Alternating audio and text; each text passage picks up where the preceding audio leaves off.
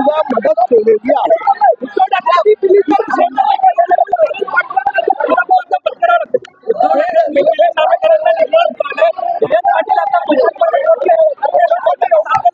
हा महाविकास आघाडीचा खरा चेहरा आहे।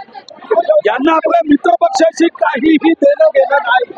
महायुतीची मैत्री ही अतिशय मजबूत राहणार आहे, मजबूत आहे आणि भविष्य विधानसभेच्या निवडणुकीत महायुती पूर्ण शक्तीने महाविकास आघाडीला पराभूत करेल।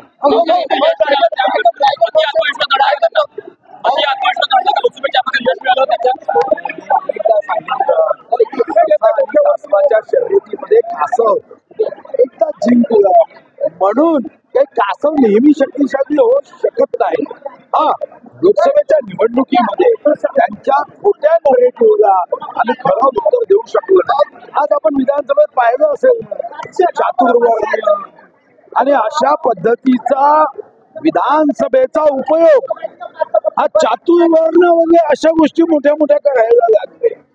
जातीचं जहर फैलवण्याचं काम महाविकास आघाडी करताय। महाराष्ट्राच्या जनतेने यापासून सावध असणं गरजेचं आहे। जातीच्या आधारावर हे अतिशय सत्तेसाठी खुर्चीसाठी हे जातीय विश्व होण्याचं काम हे काँग्रेसवाले रायगड लोकसभेची असू शकतं। आता हे तर मला माहित नाही, पण असं उमेदवारी देऊन असा विश्वासघात करणं हे महाविकास आघाडीमध्ये महाविकास आघाडी सर्वांनी मिळून केला। हे एकटे काहीच करत नाही, यांची गडबड सर्व मिळून केले जाते। पण शेकापच्या नेत्यांनी आणि विशेष करून कार्यकर्त्यांनी याची जाणीव ठेवून जेव्हा केव्हा संधी प्राप्त होईल तेव्हा महाविकास आघाडीला झटका दिला।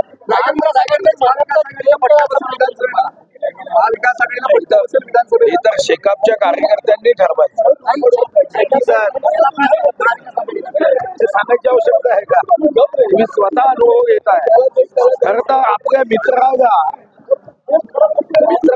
जास्त मतं देऊन पहिले त्यांच्या निवडणूक जिंकण्याची पूर्णपणे खात्री करायची होती। मोठ्या मोठ्या गोष्टी करत होते, अजितदादांचे आमदार फुटतील, भाजपचे आमदार फुटतील। अरे आमचे आमदार फुटले नाही, तुम्ही तुमच्या आमदारांना टिकवू शकले नाही।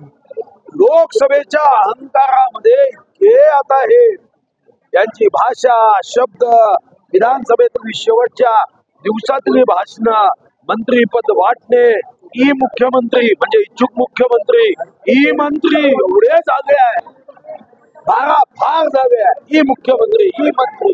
मला वाटतं की मतदारांनी विशेष करून महाविकास आघाडीच्या मतदारांनी त्यांना चांगला झटका दिला।